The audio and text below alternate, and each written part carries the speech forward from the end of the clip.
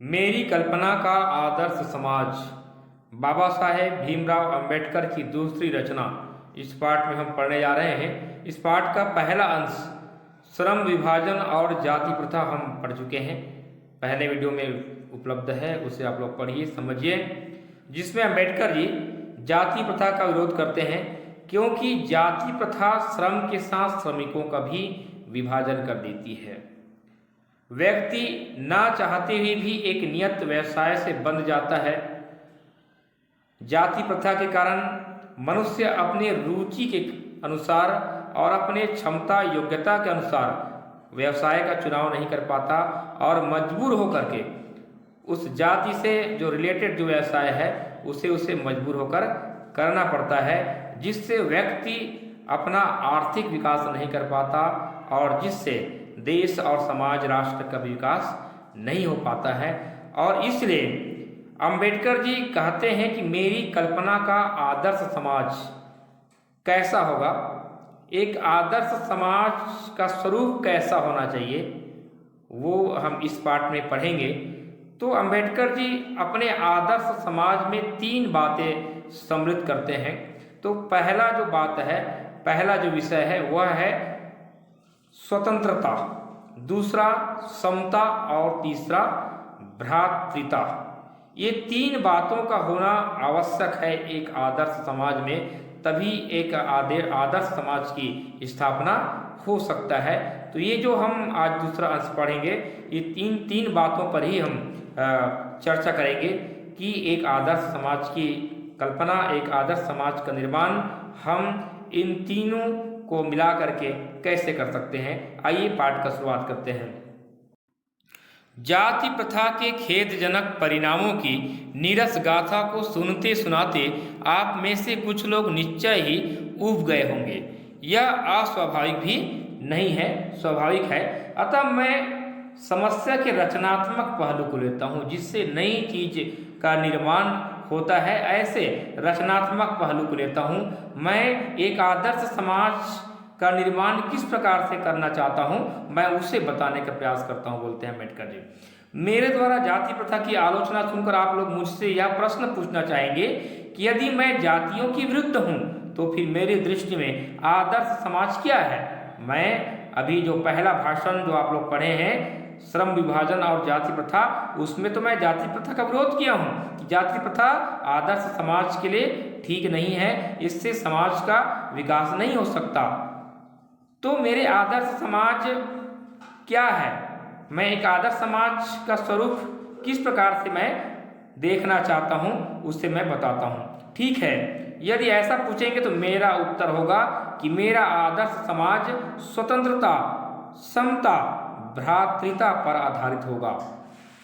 अंबेडकर जी कहते हैं कि मेरे आदर्श समाज में 3 विषय सम्मिलित होंगे। पहला विषय है स्वतंत्रता, सभी लोग स्वतंत्र होंगे। समता, सभी लोग समान होंगे। और भ्रातृता, भाईचारा की भावना समाज में होगी। इन 3 विषयों से एक आदर्श समाज की स्थापना हो सकती है, अंबेडकर जी ऐसा कहते हैं। क्या यह ठीक नहीं है? भ्रातृता अर्थात भाईचारे में किसी को क्या आपत्ति हो सकती है? भाईचारे में किसी को क्या आपत्ति हो सकती है? किसी भी आदर्श समाज में इतनी गतिशीलता होनी चाहिए जिससे कोई भी वांछित परिवर्तन समाज के एक छोर से दूसरे तक संचारित हो सके। अम्बेडकर जी कहते हैं किसी भी आदर्श समाज में इतनी गतिशीलता होनी चाहिए कि जिससे कोई भी वांछित परिवर्तन समाज के एक छोर से दूसरे तक संचारित हो सके। मान लो कोई व्यक्ति, कोई वर्ग परिवर्तन करना चाहते हैं तो उसमें सबका सहमति बन जाए, इतनी गतिशीलता समाज में होना चाहिए। कोई भी अगर परिवर्तन करने की आवश्यकता हो तो वह परिवर्तन आसानी से हो सके। ऐसे समाज के बहुविध हितों में सबका भाग होना चाहिए। बहुविध हित याद रखेंगे, मतलब जिनसे हित होना है, जिनसे सबका हित होने वाला है, तो हित हो तो सभी का हो। ऐसे समाज के बहुविध हितों में सबका भाग होना चाहिए, उस हित का लाभ सभी को मिलना चाहिए, सबका हित होना चाहिए। तथा सबको उनकी रक्षा के प्रति सजग रहना चाहिए। सभी को एक दूसरे की रक्षा के प्रति सभी लोग सजग हो।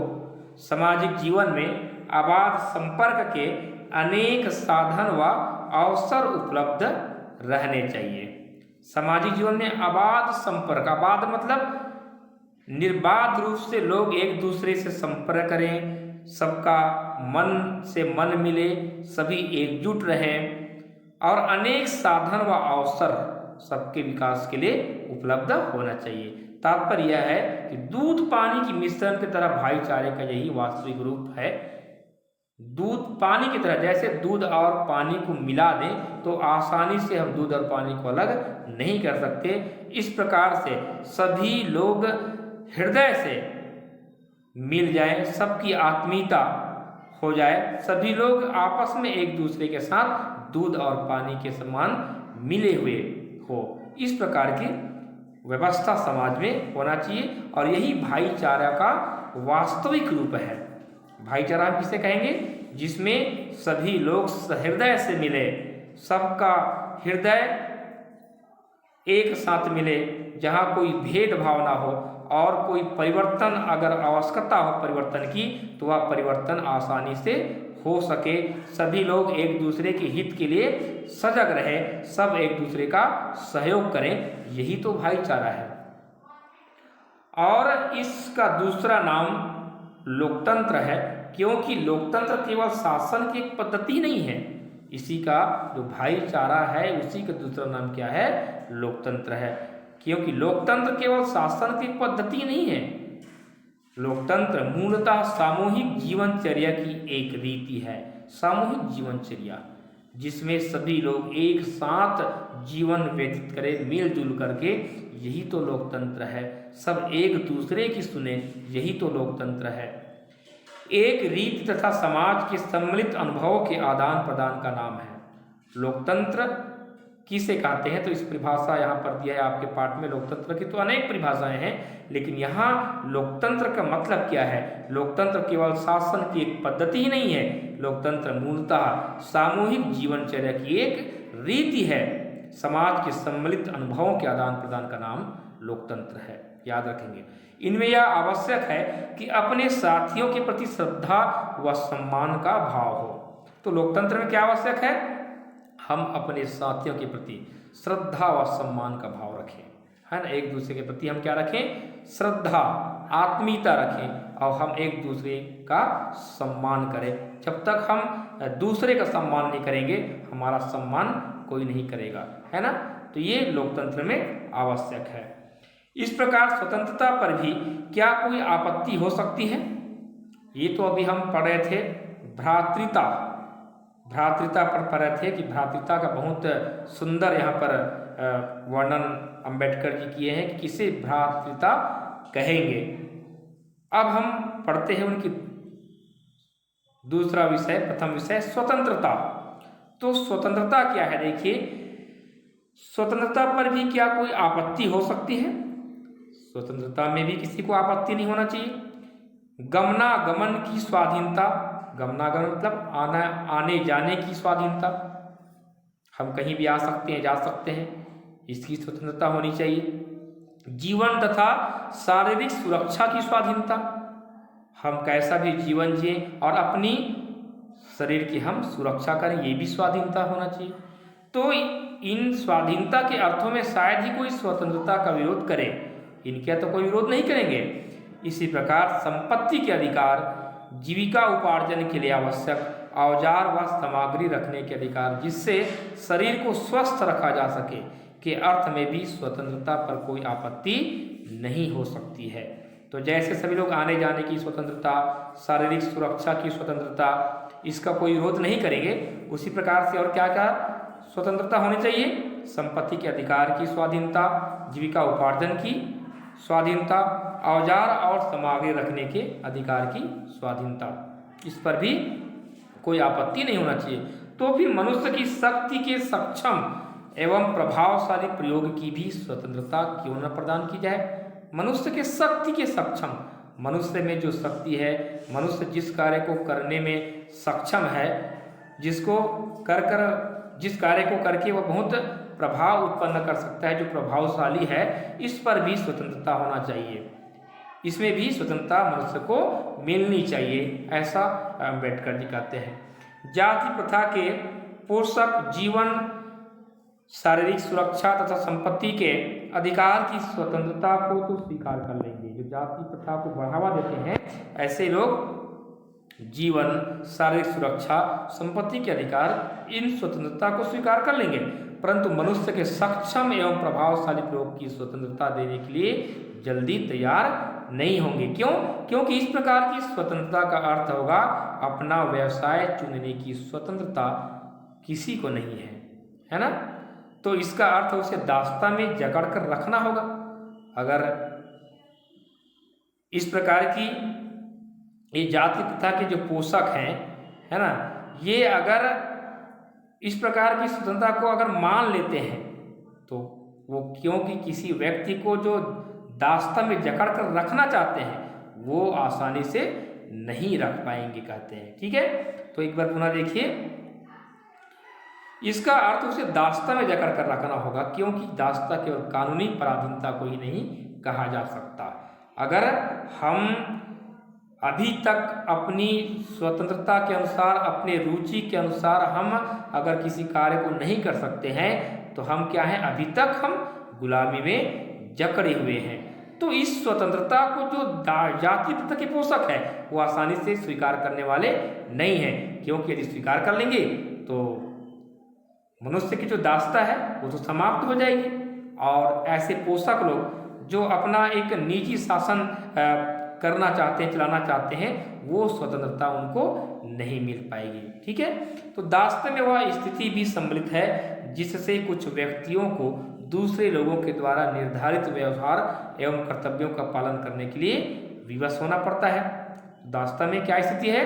जिससे कुछ व्यक्तियों को दूसरे लोगों के द्वारा निर्धारित, ये जो जाति प्रथा के जो पोषक लोग हैं, ये लोग जैसा चाहेंगे वैसा निर्धारित व्यवहार लोगों को करना पड़ता है विवश होकर, क्योंकि इसमें मनुष्य स्वतंत्र नहीं होता है।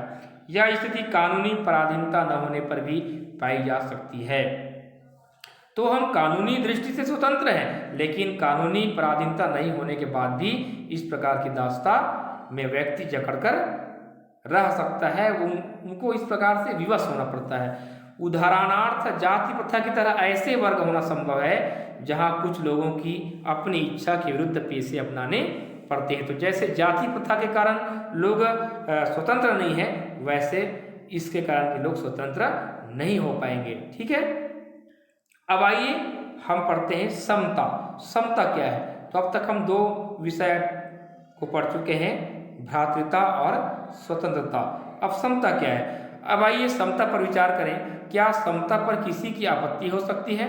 फ्रांसीसी क्रांति के नारे में समता शब्द ही विवाद का विषय रहा है। समता के आलोचक यह कह सकते हैं कि सभी मनुष्य बराबर नहीं होते हैं, और उनका यह तर्क वजन भी रखता है, लेकिन तथ्य होते हुए भी यह विशेष महत्व नहीं रखता, क्योंकि शाब्दिक अर्थ में समता असंभव होते हुए भी यह नियामक सिद्धांत है।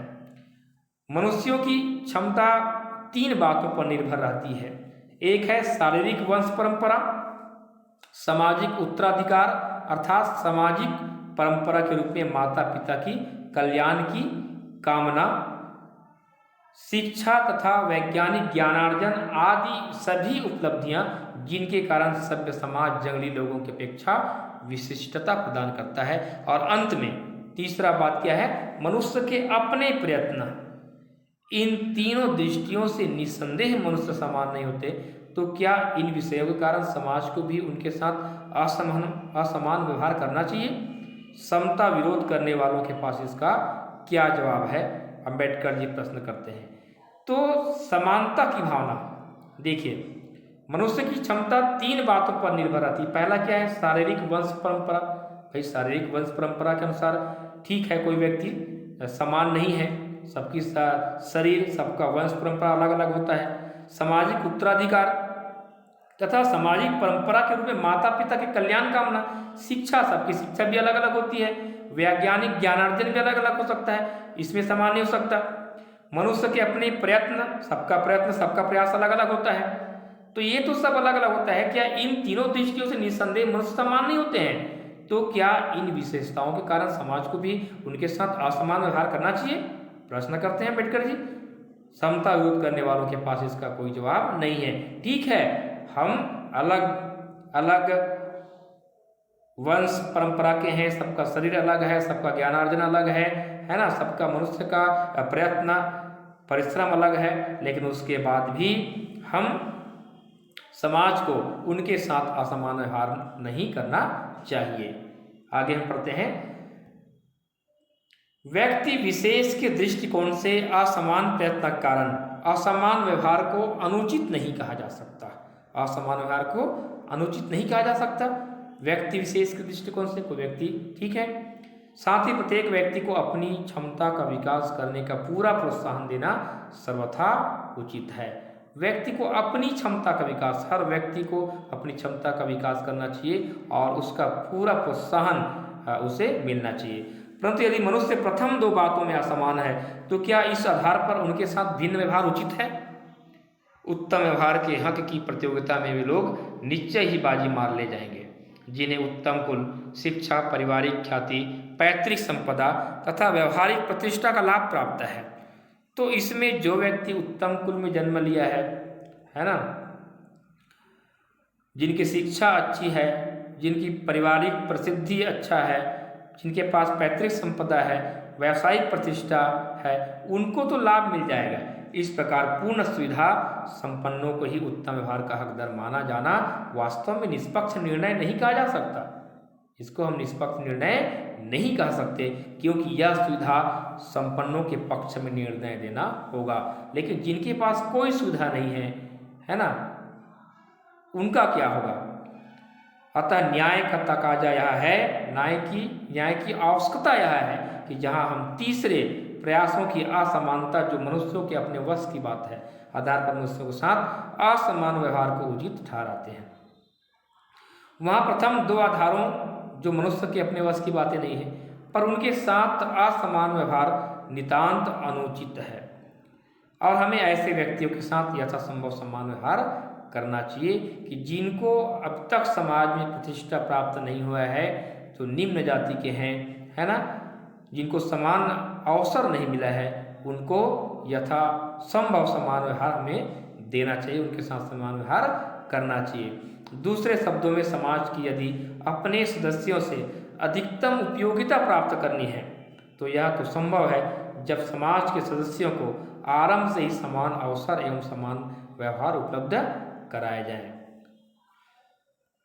समता का औचित्य यहीं पर समाप्त नहीं होता, इसका और भी आधार उपलब्ध है। एक राजनीतिक पुरुष का बहुत बड़ी जनसंख्या से पाला पड़ता है। एक राजनीतिक जो पुरुष होता है उनके पास विशाल जन समुदाय होता है। अपनी जनता से व्यवहार करते समय राजनीतिज्ञ के पास ना तो इतना समय होता है, न प्रत्येक के विषय में इतनी जानकारी ही होती है जिससे वह सबकी अलग अलग आवश्यकताओं तथा क्षमताओं के आधार पर वांछित व्यवहार अलग अलग कर सके। वैसे भी आवश्यकताओं और क्षमताओं के आधार पर भिन्न व्यवहार कितना भी आवश्यक तथा औचित्यपूर्ण क्यों न हो, मानवता के दृष्टिकोण से समाज दो वर्गों व श्रेणियों में नहीं बांटा जा सकता। मानवता के दृष्टिकोण से हम समाज को दो वर्गों और श्रेणियों में नहीं बांट सकते। ऐसी स्थिति में राजनीतिज्ञ को अपने व्यवहार में एक व्यवहार सिद्धांत की आवश्यकता रहती है। राजनीतिज्ञ को अपने व्यवहार में एक व्यवहार सिद्धांत के सबके साथ वो समान व्यवहार रखे, इसकी आवश्यकता होती है।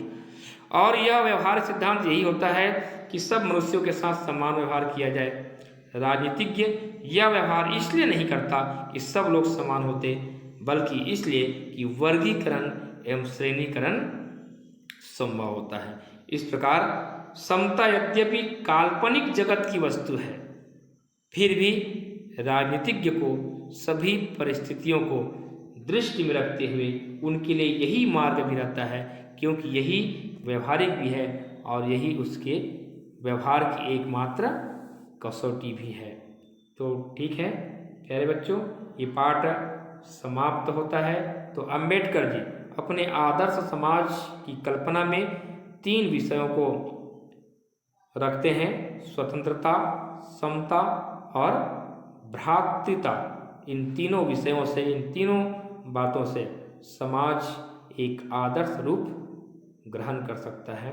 तो ये पाठ आप लोग अच्छे से पढ़ें। ज़्यादा मैं समझाया नहीं हूँ क्यों, बहुत आसानी से समझ में आ रहा है, आप समझ गए होंगे। तो इस पाठ के सभी प्रश्नोत्तर आप लोग तैयार करें। धन्यवाद।